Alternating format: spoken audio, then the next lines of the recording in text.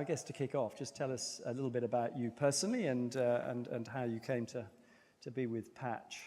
I started in Adland, kind of doing a grad scheme for Omnicom, where I went to 5 different agencies over 2 years, quick training program, and got a broad feel for the marketing world, particularly kind of bigger brands.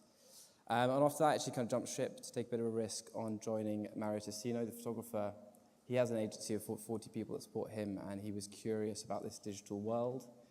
He'd seen that the digital world, Instagram followers, become a big part of his clients, big fashion brands, as well as his peers, part of their businesses, and he was curious about it. So I joined to kind of build his own following and also make content for the fashion brands that he was doing the photo shoots and TV campaigns for. And it unsurprisingly to me, but kind of surprisingly to the people in the business, became a big part of his world. And we built 2 million followers, and we made lots of content for big brands, and their budgets were just shifting towards that kind of social content. And then I'd always wanted to join even smaller companies. The way I saw it was, at a smaller company, you just get more responsibility and have more fun more early. And so I joined a startup that was a job app focusing on lawyers for a year. It didn't work out, but it was a really good introduction to startup-specific marketing, some of the other challenges and channels I hadn't worked with before. And then I joined Patch about 1.5 years ago, kind of a year into that existence and a couple of months into that selling online. Okay, so what was it about Patch that kind of got you fired up? Why did you know? I think it's Freddie who founded it, right? Yeah, so I worked with Freddie actually when I was at Interbrand. First and foremost, he's just an amazing guy. I think if you joining a company that early, it's all about the people. You have to have a lot of faith in the founders, and I just thought he had a fantastic vision. Also, I got it. Like, I was the target market, or very, very close to it. I had never bought plants before. He told me his story, which I'm going to share with you, I think, about how he got started, and it just made so much sense. So again, took a bit of a risk to have the opportunity to do something that I'd become extremely passionate about, extremely geeky about, to be honest, in the digital marketing and brand building space. So I kind of took a punt, and luckily it's paid off so far. Okay, so tell us a little bit about. I mean, there's some interesting parallels with what Kuba was talking about. In a way, you're sort of disrupting an industry, right? Mm-hmm. And you've created an entirely new sort of business model around plants and plant delivery and so on. But just tell us a bit about, what that's all about. Yeah. Well, to tell you how Freddie got started, because it kind of probably bring it to life. Kuba said, try and do it in a bit of a storytelling way. So Freddie moved in with his girlfriend. It was her place. So he just wanted some way he could put a stamp of his own. And he looked around the place. It was all kitted out. Lovely furniture from made.com, lovely art on the walls. And the neglected part of the flat was the little south-facing balcony outside, which I think is a common feature of flats across the city. It's a space that most people don't use at all. The easiest way to make it nice, he thought, would be get a couple of plants out there and try and make an outdoor room. So he got himself, first and foremost, where most people start with buying plants, asking their mum, where do you buy plants? They said garden centres. And he looked up where his closest garden centre was, which was a long way from his central London home, and he didn't have a car. So the idea of going there, getting the plants home in itself was a big barrier to him going to the garden centre. So he thought there must be someone easier online. I can get this delivered. I get everything else in my life delivered. But Google search brought up a couple of websites that looked like they were made in the 90s. And finally he thought, okay, big B&Qs, home base, they have plants, I'll get down there. And when he got there, it was just a sea of plants, kind of going through corridors and corridors of millions of different species. Every time you kind of trying to spot like an orange jacket to help you out with some advice, they vanished behind another row of plants. And he had no idea where to start. He ended up buying a load of plants, thinking because they looked nice, putting them on the balcony, and they were dead within a few weeks, just watching this depressing decay, because he picked plants that were completely unsuitable for the space that he had. If you pick plants that need a lot of light and you've got a shady balcony, they're just not going to survive. So he thought, wow, this is so surprisingly difficult compared to everything else that I buy. Maybe there's a business in this. Maybe there's other people like me that I can help. Okay, so in effect, your market is people who perhaps don't know a lot about plants. They've kind of, I mean, for instance, do you have a background as a gardener? Is that one of the No, I don't. So I'd never bought plants before. So you're part of the target market, effectively. So exactly. So that, for me, has actually been really, really, really helpful. I'm sure there's a better term out there. I can't remember what it is, but I'm calling it helpful ignorance. So we're trying to build a new category. We're trying to target people that are very early in their plant career. 50% of our customers so far have never bought a plant before. 40% feel they've bought a few, but they've struggled to keep them alive. And only 10% feel that they're confident plant parents. So the fact that I'm in that group, and I've done my best to stay kind of fresh-eyed, stay ignorant really about how to keep plants alive, about which plants to pick, because it makes it a lot easier for me to get the content right, get the content relevant, simple, helpful, which is so important when you're targeting and trying to grow a new market. We think the garden centres do a great job at catering for the market that's existed for the last 50, 100 years. They target people that measure their space in acres, that own cars, that spend a lot of their time outdoors, usually not in cities.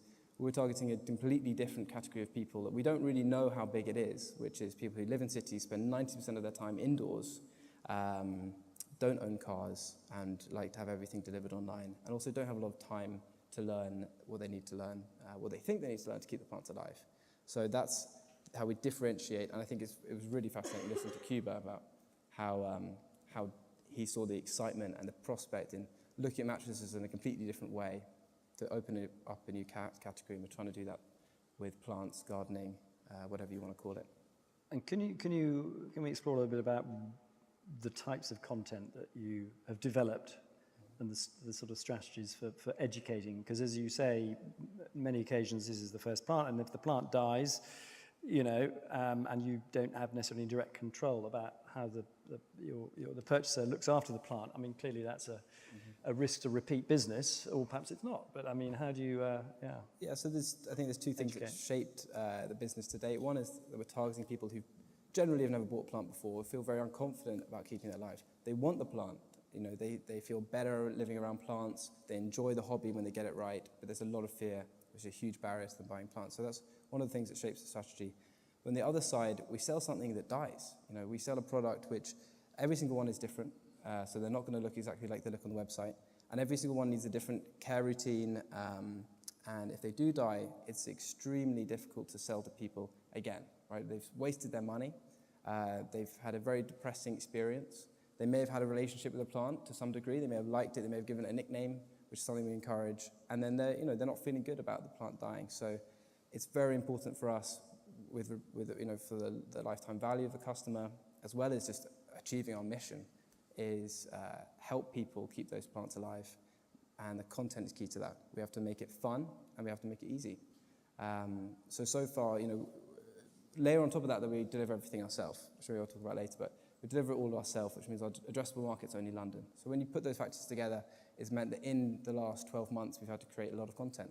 I'd love to have a business where you can just create kind of one video and run it to 60. Is this video content as well as? Yeah, so in the last year, we've made 50 different ads that we want, video ads, some of them just showing the plants in the space. We made a brand film, we've made an animated film about the joy of living with plants to bring that to life for people who haven't considered it before, which is actually based on a poem I wrote with my dad and my granny. We've also made a 52-page lookbook, which is in all of your bags. We've had workshops. We've made content based on our reviews. We've made a guide to plants for beginners in print. So all of this is attacking those barriers to why people don't buy a plant because they're scared they're going to keep it alive. At the same time, doing what Eve had to do is shift how people see this category entirely, from it's something that my granny does out in the country to something that I can do around my city young lifestyle. And how many types of plants do you have in your? We have about 100 different species, but a big part of it's picking the right plants. As I said, when Freddie picked the wrong plants for his balcony, they all died. It wouldn't have mattered how he'd cared for them and how much he'd learned about them through our content after purchase. He picked the wrong ones in the first place.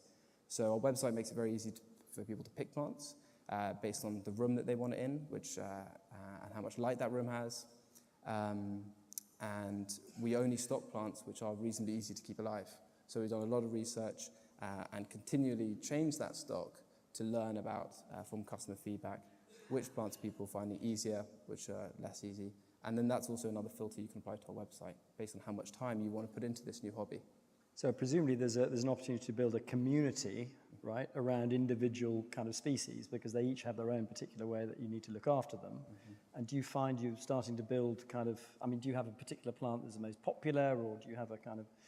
Yeah, I think so far, we've been making the content ourselves. We've been making it quite general because we have to cater for people buying one of our 100 different species. But going ahead, we're doing much more species-specific content ourselves. And then what I'm really excited about is, if we have 5,000 people who've bought Ken over here, then... That's Ken down there, is it? That's actually not Ken, that's Juliet, I think. Juliet. Yeah. So they've all got individual names, right? That's just one of the many things that put into Okay. that we're looking at the brand differently. People don't speak Latin. What's that one called? That is Amelie. Amelie. Yeah. Okay. So that's actually named after my girlfriend, that one. All right. Yeah. Requires a lot no of one careful speaks- maintenance, right? Yeah. It's like no one speaks Latin, right? So why are we calling these plants Latin? It's things like that across the visual language, the written language, the naming, that we're trying to look at this category differently to open it up. Yeah. Okay. And we've talked a lot about repeat purchase this morning and generating loyalty and so on. I can see how content kind of embeds people into this perhaps new passion, or perhaps hobby, call it. But what sort of, because you come from a marketing background, so what programs have you in place, or loyalty programs, or have you got kind of campaigns set up and automated campaigns to sort of remind people when it's time to buy another plant, or when it's time to prune, or I don't know? I think that there's a lot, so we're really young, so there's still a lot that we haven't done yet. There's a lot I've learnt today that I'm probably going to do. And probably most people in the business here have got a lot more of the system set up that we're going to build soon. Some of the things that we've done that have worked very well, because I want to try and make this as actionable as possible, is so we wanted to make a guide initially to capture emails. What content can we give people to capture an email when they come to the site? Then we found, obviously, the customers were enjoying the guide the most, because the customers have the plants, the guide's most useful for them. And for a while, we were just sending out the content like you might send out newsletters or blog posts. Then we tried out sending it as a condensed course. So a little positioning change in the minds of the customers, saying rather than subscribe for general content, how to keep your plants alive, subscribe for this 10-day course sent to you once a day by email with SMS reminders for covering 90% of what you need to know to keep 95% of our plants alive. And that had a huge, huge impact on engaging people post-purchase. Just wrapping it up in a more specific, condensed course seemed a lot more popular than blogs. And so now we've taken that to a case where it's 10 emails containing 10 one-minute videos on the different lessons that you need to cover. You can unlock another 6 lessons if you complete those 10 lessons. We give you SMS reminders about how to care for your plants. At the same time, we're asking for feedback constantly. We're incentivizing referrals. And then we're segmenting people based on if they're B2B, B2C, other big segments like that for inspiring the next purchase. But very much the focus, and I think the advantage of selling something that dies is we are welcomed into their life a lot more than most brands might be. And so I guess I guess that's a lucky opportunity for us. It's also risky, because if we don't do a good job on that content and the thing dies, it's very unlikely they'll buy again. So I guess I encourage people to think about how they can earn that attention post-purchase on a very, very high frequency through giving something genuinely helpful, wrapped up like a course. Great. Well, I suppose my last question is what are your plans for the next year or 18 months? Have you got some big new initiatives to grow your market? You're going to go outside of London. And delivery obviously is a challenge for you guys. So have you got? So one of the things, we sell things that can die, but we also sell things that are very, very range a lot in their shape and size and are quite fragile. So far we've done it all ourselves, all our delivery. That's been a big challenge, just scaling a delivery team ourselves. We thought if we're going to do the delivery team, we also might as well do it really, really well. So rather than just hiring kind of any delivery drivers, we're very, very picky over who our delivery drivers are, the experience that they're going to give. I think it's a touch point overlooked by a lot of e-commerce companies. When you open the door and let someone into your house to deliver a box, that's a huge opportunity for the brand. We hire generally, a lot of musicians, actors who want part-time work. There's a lot more operations hassle and some extra cost to doing that, but we found amazing feedback. People just love getting some advice from someone who's had a bit of training around the plant, opens with a smile, can answer questions about where to put the plant. That's really helped with repeat purchase. That's been a challenge, and we're going to be working on that a lot for the next few months, but also we're building a Facebook chatbot where people can just talk to the chatbot and it will recommend the best plant for their space, which particularly as we see more and more of our traffic being on mobile, that's just a better UX for picking the right plant for your space than going through a menu.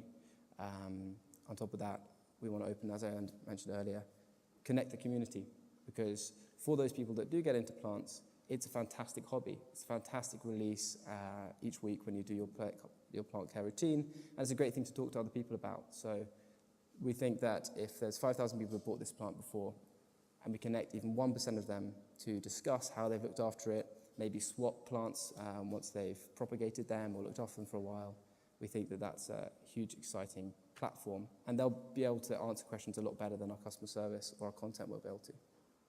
Great. Well, anyway, I hope that gives us a bit of insight into what's a great business. And actually, we have these plants in our office in Ametria. We ended up in a floor of the building, didn't have any air conditioning, and actually having greenery around does help with some of the hot days, but also it's just a great environment to work in. So I encourage you all, if you don't have greenery in your office, to talk to Franky, because I think it's a great business. But anyway, I'll be hanging around for exactly. B2B Franky will be here all sales. day.